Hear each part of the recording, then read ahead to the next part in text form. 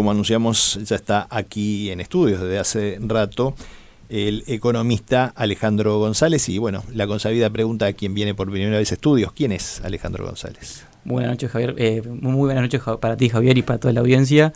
Y qué linda pregunta para comenzar, ¿no? Siempre dicen que es más difícil hablar de uno mismo que de otro, pero si me tendría que definir en pocas palabras, diría que Alejandro González es un joven afortunado con muchas ganas. Muy bien, pero bueno, es economista, y un economista además recibido en Uruguay, pero con un posgrado en la Escuela de Economía de Londres, que no es poca cosa. ¿Por qué? ¿Qué te guió a la carrera, más allá de la vocación? Y la realidad es que desde muy chico siempre tuve la intención de poder hacer algo afuera. Mi carrera en particular, como tú sabrás, es muy académica, el enfoque es muy académico, entonces siempre en el día a día uno lo incentivan a hacer este tipo de cosas, en particular en mi universidad, los profesores que eran la verdad que de primer nivel, siempre lo fogueaban a uno para que se fuese, para que tuviese la experiencia, ya sea un máster, un doctorado o algo, pero que no se quedara en caso de que lo pudiese hacer sin la oportunidad, y yo lo hice, y la verdad que es inolvidable. Bien, eras el único uruguayo en la escuela. Era el único que hablaba español en realidad, así que eso incluso un total mejor. De cuánta gente. Y en mi clase éramos unos 50 personas de 10.500 aplicaciones más o menos. ¿Y eso qué supuso? ¿Tener una ventana más abierta al mundo? ¿Tener compañeros de clase que, me imagino, venían de Asia, venían de Estados Unidos, del resto de Europa, de África? Y la realidad es que China, la distribución geográfica de la clase no excedía, digamos, los límites naturales del mundo. Es decir, la mayor cantidad de mis compañeros provenían de Asia, una enorme cantidad de chinos, taiwaneses, gente de Malasia, gente de Filipinas, de Indonesia, Singapur.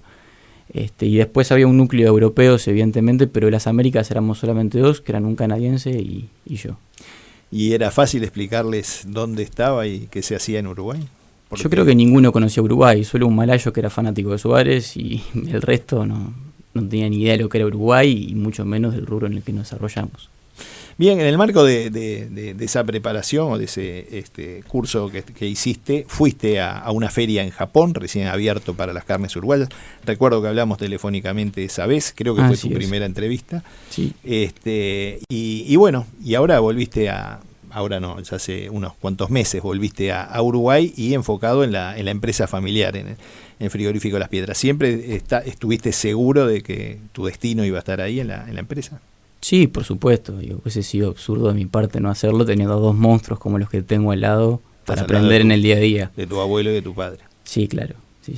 Yo comencé en el frigorífico en el año 2016, y como tú bien decís, me tomé 11 meses para hacer la maestría el año pasado, y llegué en junio, y desde que llegué retomé mis tareas, digamos, en el frigorífico. Pero de acuerdo a lo que sé, no retomaste llegando a instalarte detrás de un escritorio, sino que empezaste a visualizar todo lo que es la tarea dentro de un frigorífico, ¿no? Y eso se remonta en realidad a los comienzos. Yo me quería ir adentro. Hay fotos mías con 4 o 5 años, con mi abuelo en plena faena o en pleno desosado. Es decir, yo mamé el frigorífico desde que soy muy chico. Es como una escuela para mí, y evidentemente el momento en que comencé a trabajar, lo hice dentro de planta, y hasta el día de hoy lo sigo haciendo. ¿Seguís yendo a las 3 de la mañana al frigorífico? ¿O a las 4 como iba? Ahora soy un poco más rebelde, voy un poquito más tarde, pero un día típico mío comienza en la balanza de ganado, así que ahora por un tema de coronavirus arranca desfasado la faena del desosado por un tema de protocolo, pero arranca temprano. Sí. ¿Sos el que discute con los consignatarios por el precio? No, ese trabajo se lo dejo a Juan. Juan Peña, también. ¿Y qué es lo que haces en la balanza?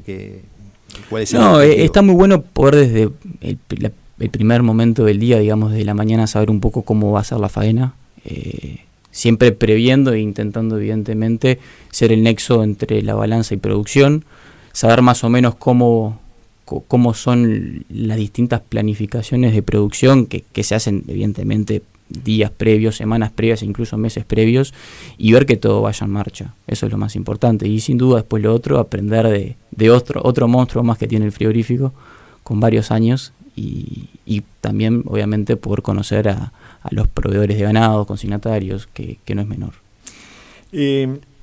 Lo que decías, naciste dentro del frigorífico, lo fuiste viendo en tus distintas etapas en la vida, de niñez, de juventud, seguramente con ojos diferentes a los que podés verlos ahora. Hiciste tu carrera, tu posgrado. ¿Qué es lo que viste del frigorífico y qué es lo que trataste de empezar a tratar de convencer a tu abuelo y a tu padre de que había que hacer? Mirá, yo siempre cuando era chico decía, cuando tenga un problema voy a pensar como mi abuelo o como mi padre hubiesen hecho y voy a actuar así. Y yo creo que en el proceso de madurez, en el proceso de formar como profesional, me di cuenta que en realidad yo no tengo que hacer eso. O sea, yo tengo que tomar el cómo lo hubiese hecho mi padre o mi abuelo, pero empleando las técnicas y las herramientas que tengo hoy en día para hacerlo capaz mejor. Es decir, no sé si mejor, me expliqué mal, capaz que hubiese dicho cómo lo haría mi abuelo o cómo lo haría mi padre con las herramientas de hoy en día. Esa es la clave. ¿Y cuáles son las herramientas de hoy en día que se pueden aplicar? Son un sinfín. Por ejemplo, no te olvides que... O sea, tú no puedes comparar la industria frigorífica y la profesionalización de la industria frigorífica en pleno siglo XXI contra un matadero de los años 40, los años 30. Todo cambió. El negocio cambió, la calidad cambió, los procesos cambiaron, la gente cambió, los requisitos cambiaron, lo que nos pide cambió. Y tenemos que seguir trabajando en esa línea. Sí, evidentemente siempre con la misma receta, la de toda la vida, que fue la que nos funcionó, pero ajustándola a los distintos momentos del que estamos viviendo. Hoy las plantas están, digamos, armadas mucho más tecnológicamente, ¿no? Es decir, hay trazabilidad de los ganados, hay cajas negras, hay, bueno, ahora el sistema electrónico de medición. ¿Cómo se va logrando todo eso pensando en el desarrollo de la empresa? Sin ningún lugar a dudas son herramientas muy útiles que nos diferencian de los vecinos e incluso a nivel mundial, pero eso no quita que no tengamos que quedarnos atrás. Es decir, siempre tenemos que pensar en cómo ir un paso adelante y cómo ser siempre los mejores en el barrio y también incluso diferenciarnos a nivel mundial. Porque nosotros tenemos que en teoría dejar de pensar como un país chico. Nosotros somos un país grande y en lo que refiere a producción de carne somos aún más grandes. Pero tenemos que trabajar para ello. Y eso es lo que tenemos que hacer y tenemos que hacerlo como cadena, no como industria. Tenemos que todos pensar en cómo podemos hacer para mejorar, no sé, la calidad, la cantidad, lo que sea. Tenemos que plantearnos objetivos claros. ¿Y estamos en el camino correcto? Esa es una linda pregunta. Yo te diría que no podemos perder el tiempo. Te respondería así. Si tenemos que actuar ya. ¿Por ejemplo? ¿En qué? Y por ejemplo yo te diría que... Te voy a poner un ejemplo. UPM cuando se vino a Uruguay y puso la planta, vino con un proyecto de inversión a tantos años, tanto dinero, tanto valor a ser generado en determinadas cantidades de años, y el gobierno le dio condiciones favorables, algunas exoneraciones. ¿Por qué la industria o la cadena cárnica no puede hacer algo similar? ¿Por qué la cadena cárnica no se puede juntar en un todo como cadena desde productor hasta frigorífico y decir, de acá a 2030, de acá a 2040 yo quiero duplicar la cantidad de carne producida, le va a dejar al país tanto digamos, o sea, aumentar la producción, le va a dejar tanto al país en términos económicos, va a aumentar el empleo en tanto, estos son nuestros guarismos. Bueno, ¿por qué no podemos buscar exoneraciones, buscar beneficios? Hoy en día, para que tengas una idea, tú lo tenés más claro que yo, hoy en día la renta ganadera está compitiendo contra una renta forestal de $200, 150, 180, $200, que en cierta forma está subsidiada. Entonces tenemos que buscar herramientas que no parejen para abajo, que emparejen para arriba y que le den al productor el incentivo a producir. Y a nosotros también el incentivo a producir, es una realidad. Ese incentivo, por ejemplo, es el que responde a que podamos superar los 3 millones de terneros este año. Y la verdad que el tema de los 3 millones de terneros es una excelente noticia, no te voy a decir que no. Pero yo voy a doblegar un poco la apuesta y yo te voy a decir lo que necesita la industria son 3 millones de cabezas para ser procesadas. 3 millones de novillos, vaquillonas y vacas o 3 millones de novillos. Bueno, lo ideal serían novillos y vaquillonas, preferentemente novillos, pero lo que necesita la industria hoy en día son 3 millones de cabezas para hacer Hay una capacidad faenadas. instalada como para eso. Sí, señor. Y hay una materia prima como para una faena, se estima el año que viene, de un poco menos de 2 millones. O sea que tenemos 1 millón de gap que no está y es lo que nos está causando problemas hoy en día. Uh-huh. Yo te preguntaba lo de los novillos porque las piedras, uno ve las cifras y no deja de llamarle la atención la cantidad de novillos que faena, y más en el comparativo con otras plantas. ¿Por qué más novillos que vacas o que vaquillonas? Y nosotros siempre fuimos identificados como un frigorífico novillero. Si yo no estoy equivocado, ustedes deben tener los números mejor que yo, estamos rondando hoy en día unos 85.000 novillos, en una faena de 115.000. Sería un 78%, un 77%, y como te decía, nosotros siempre fuimos caracterizados por ser un frigorífico novillero y todo nace en que para nosotros la carne de calidad se logra ahí, nace ahí. En el novillo. Sí, señor. ¿Y no hay también un tema de mayor eficiencia industrial? No, sin duda, sí, claro, a ver, mientras vos pases mayor cantidad de kilos en cuarta balanza, digo, más eficientes van a ser tus barismos de producción, eso no cabe duda. Sí, es lo que Argentina siempre discute, ¿no? El tema de los kilos de carcasa. Sí, que hace tiempo vienen luchando para aumentar los kilos porque faenaban o faenan animales muy jóvenes. Porque el mercado porque además tienen un mercado interno que pide animales jóvenes, ¿no? Pero volviendo a la actividad del frigorífico, a los novillos, la cuota 481, el engorde a corral, ¿cómo ha favorecido a la industria, a las piedras en particular, con este perfil que decíamos de faenar novillos? Bien, los acuerdos con corrales. Mira, es una excelente pregunta que incluso la voy a relacionar con la pregunta anterior de Javier de los 3 millones de terneros. Yo ayer, cuando salió la noticia del DICOSE de que se habían confirmado que superaban las 3 millones de terneros, entré en Twitter a ver comentarios y la mayor cantidad de la gente mencionaba, se necesitan precios sostenidos para poder aumentar la producción de terneros, la exportación en pie fue un gran baluarte en ello. ¿Ustedes saben cuántos animales, les pregunto a ustedes, cuántos animales fueron destinados del 2013 a la fecha para el cupo de la cuota 481? Lo mismo que para la exportación en pie, 1.300.000 animales. Entonces, ¿esto qué demuestra? Esto demuestra que el sector, si se le dan incentivos, le puede dar el dinamismo que necesita la cadena. ¿Qué necesitan los frigoríficos hoy en día? Ser competitivos a nivel mundial. ¿Qué es el cupo 481? Arancel cero. Entonces, bajo arancel cero somos competitivos y podemos hacer un derrame un derrame positivo en toda la cadena, un derrame de valor en toda la cadena. Y eso es algo que tenemos que tener en cuenta, que tenemos que dejar de estar en la chacrita personal, y esto no quiero aludir a nadie en particular, y tenemos que empezar a pensar en términos constructivos, en cómo mejorar, en cómo ser más eficientes, y tiene que ser como cadena, y tenemos, gracias a Dios, un ambiente espectacular para hacerlo, que es la junta del Instituto de INAC todos los lunes, y bueno, para mí personalmente, que si algún momento más decías que ibas a preguntarme sobre cómo tienes el futuro, capaz que la dejo para esa pregunta. Uh-huh. Para mí está en la clave, está en el Instituto Nacional de Carnes. El instituto es la llave para mí, o es el medio a través del cual tenemos que hacer este plan que estoy mencionando yo. Seguimos dialogando con Alejandro González, director de Frigorífico Las Piedras. ¿Tercero o cuarto dentro de una generación vinculada con la carne? Me gusta decir cuarto. En realidad soy el cuarto, en el frigorífico el tercero, pero me gusta decir el cuarto porque siempre hay malos dichos de que el tercero es el que la patina. Entonces, digamos que el cuarto.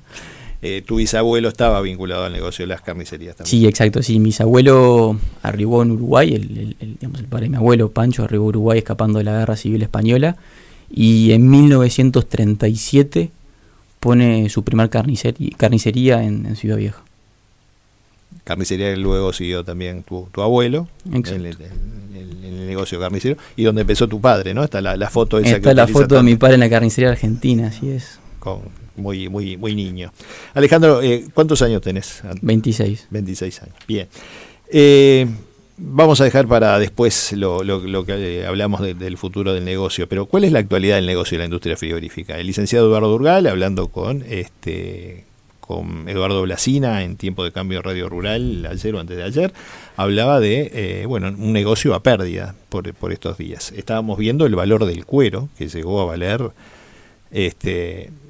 no sé, creo que $14 o $15. Y omitiste algo. A ver. Hace tiempo el cuero vino no vale nada. Y el cuero vino no vale nada. Nada. ¿Qué se hace con y se va a un vertedero municipal. ¿Los dos? ¿Tanto el ovino como el...? Sí. No, el ovino. El ovino ovino se vende a precios ridículos. Se vende a precios muy ¿Justifica venderlo? ¿Hay alguien para comprarlo? ¿Y antes que pagar para tirarlo? Pero a 2 centavos de dólar. Pero es que no hay mercado. Se hace muy difícil poder competir. ¿Estamos hablando de cuánto? ¿Unos 15 kilos por cuero? Y más o menos, sí. Me preguntabas por la actualidad. Sí, del negocio para la industria. Es gris. Es gris porque Uruguay ha perdido muchísima competitividad en los últimos años. Creo que no soy el primero en decirlo ni en notarlo. Eso es algo que es obvio. Eso ha hecho que en un contexto internacional en el que, por ejemplo, como hablábamos en el corte, ¿no? China aumentó su importación de carne a 997.000 toneladas, creo que es un 43%, un 50%. Sí, estamos hablando prácticamente del 10% de lo que se mueve la carne del mundo. Sí, claro. De los 10 millones de toneladas que se importan cada año. Brasil exportando en un mes 90.000 toneladas, creo que nunca nadie antes exportó semejante valor, aumentó sus exportaciones a China en un 150%, Argentina aumentó sus exportaciones a China en un 40 y pico, Australia en un 20 y pico, y Uruguay bajó un 18%. La faena en Estados Unidos, después de la crisis del coronavirus, en junio, se mantuvo estable con niveles previos al coronavirus, haciendo que en el semestre haya creo que una baja de un 4 o un 5%. Uruguay sigue allá abajo. Hablábamos de cuántas cabezas se va a afanar este año. Ojalá lleguemos a las 2 millones. La veo difícil. Pero también dijiste que el año que viene no vamos a llegar. Ojalá así sea. Según indicadores de cuántas cabezas disponibles habrían, o sea, usando ese número, estamos hablando de 1.950.000, o sea, vamos a estar muy cerca. Ojalá... En el 2021. Exacto. Ojalá me esté equivocando, ojalá el mercado responda, porque si el mercado responde significa que hay más materia prima para producir, o sea, para faenar, para poder producir carne, y que los mercados reactivaron. Uh-huh. ¿Y cómo se soporta dentro de la industria esta situación? Hay gente que dice que la industria pierde $100 por animal. No lo dicen públicamente, pero creo que es un número que se ha manejado. Poner un número es muy difícil, porque estamos hablando de que tenemos 20 frigoríficos con 70 mercados distintos, con producciones distintas, con clientes distintos, y con, digamos, una planificación de producción y calidad distinta. Yo no te sabría decir un número de cuánto pierde la industria global por animal faenado. Lo que sí te voy a decir es, se está perdiendo. Eso es algo que es claro, y se está perdiendo, y sabemos que no es un tema de contexto de mercado, porque por algo JBS y Marfrig están teniendo la firma JBS y Marfrig están teniendo números positivos de EBITDA como nunca antes. Incluso incluso a eso se le suma que están perdiendo acá en Uruguay. O asumo yo, me tomo el atrevimiento de asumir de que están perdiendo acá en Uruguay. Por algo están cerrando una planta, como siempre, o tú mencionaste BPU a cerrar. Bueno, hay algo que está funcionando mal, y yo diría que es algo que es costos, es un tema de costos que vuelve a lo mismo. Eso caro que es producir. Energía, mano de obra. Y energía, transporte. Uruguay paga, creo que son $115 el megavatio, Paraguay paga 42. El gasoil paga la mitad, Brasil. Bueno, el otro día Marcelo Seco hablaba sobre los costos de traslado hacia los puertos.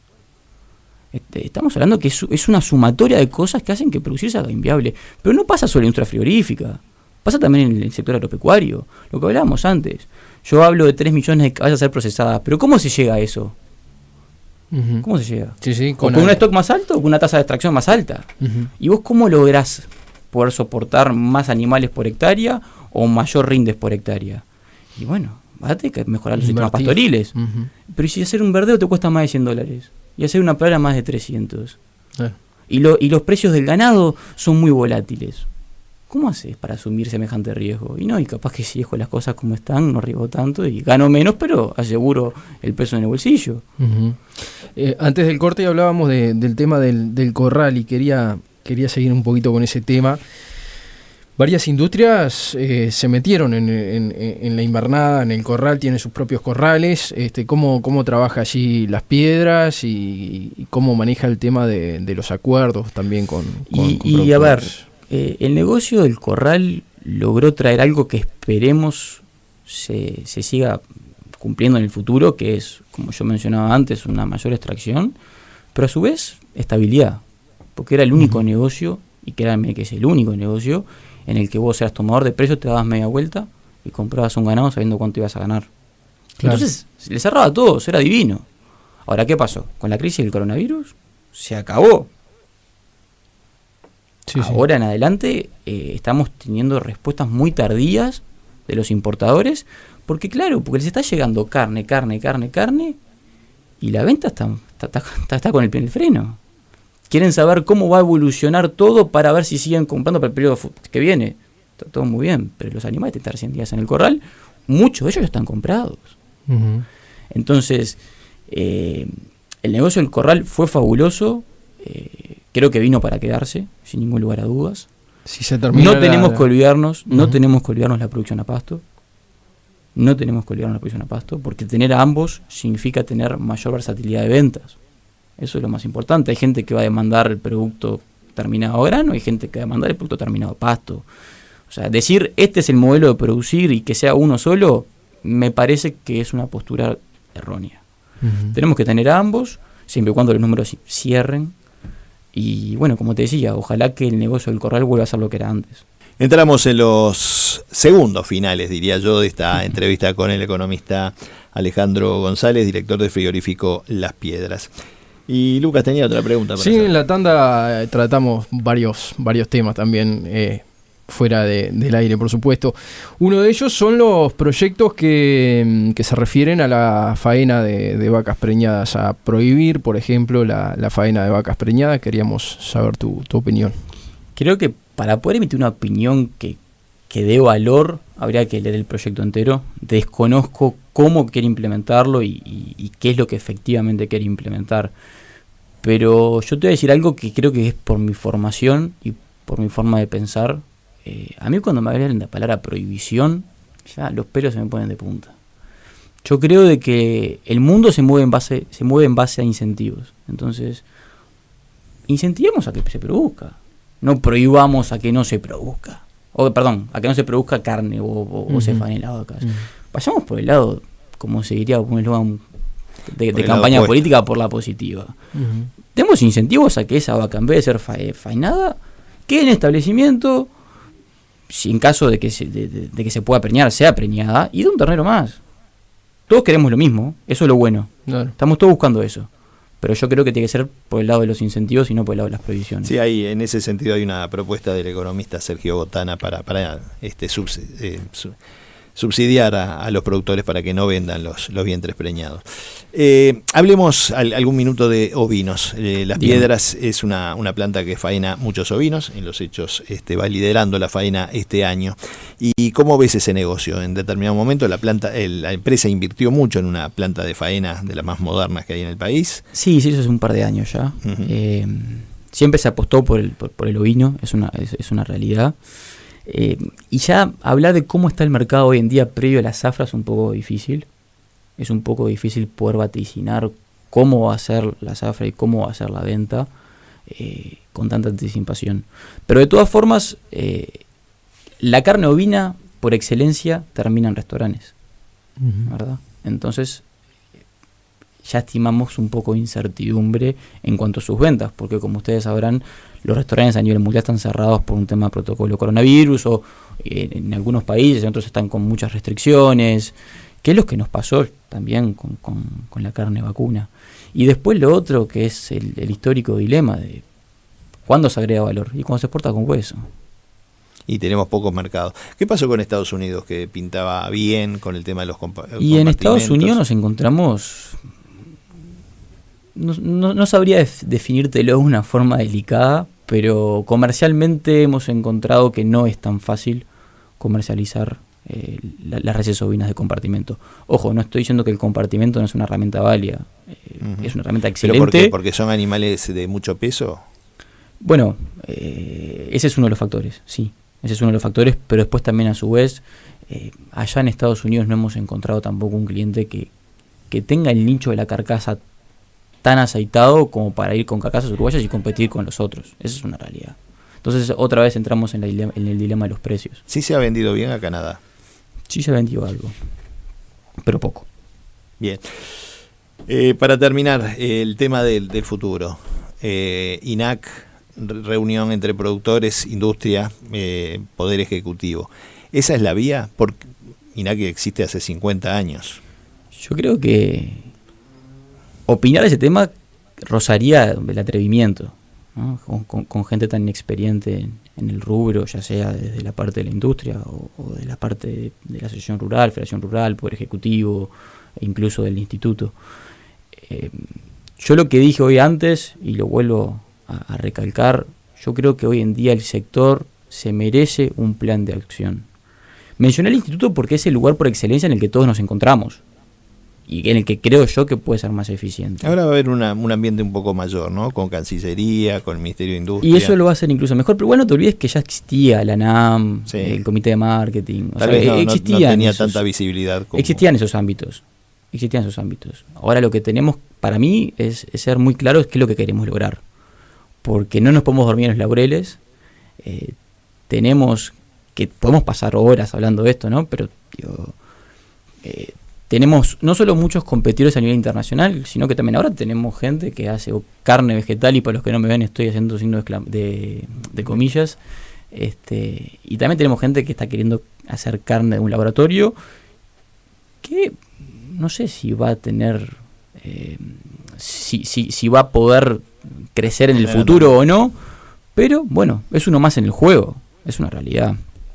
Y bueno, después volviendo un tema hacia el instituto, yo creo que se tiene que trabajar en crear una marca, en posicionar una marca, y después se tiene que invertir en construir esa marca. Nosotros tenemos que intentar lograr, que incluso es un punto a favor del instituto, lo ha hecho en los últimos años, tenemos que lograr crear una imagen de la carne uruguaya en China, de la misma forma que Argentina lo hizo en Europa. Por primera vez en años, Uruguay pudo colocar carne más caro que Argentina en la Unión Europea gracias al cupo 481. Uh-huh. Bueno, seamos los primeros en China. ¿Por qué no podemos posicionar la carne uruguaya como la carne de calidad? Que es lo que todos queremos y necesitamos. Se va a estar abriendo una oficina de promoción. Exacto, eso ayuda un montón, y también se ha invertido mucho en estudios. Hay estudios muy buenos de INAC y del Comité de Marketing, que la verdad, de parte mía, felicitaciones, porque es lo que creo que necesitamos. Se está siguiendo con ese tipo de estudios y se ha invertido mucho dinero en promocionar y como te decía yo, crear una imagen de nuestras carnes, que hoy en día el mercado está liderado por Australia. Y bueno, y ahí es lo que tenemos que hacer. Liderado no en términos de cantidades, sino que en términos de imagen, ¿eh? Uh-huh. Y marketing. Y tenemos que ir, ponerlos enfrente, hacer batalla, y que todo lo que invirtamos hoy no verlo como un costo, sino que verlo como un posible repago el día de mañana, porque sabemos que es así. Economista Alejandro González, director de Frigorífico Las Piedras, muchas gracias por haber estado aquí. Muchas gracias. Seguramente es la primera, no va a ser la última. Muchas gracias a ambos.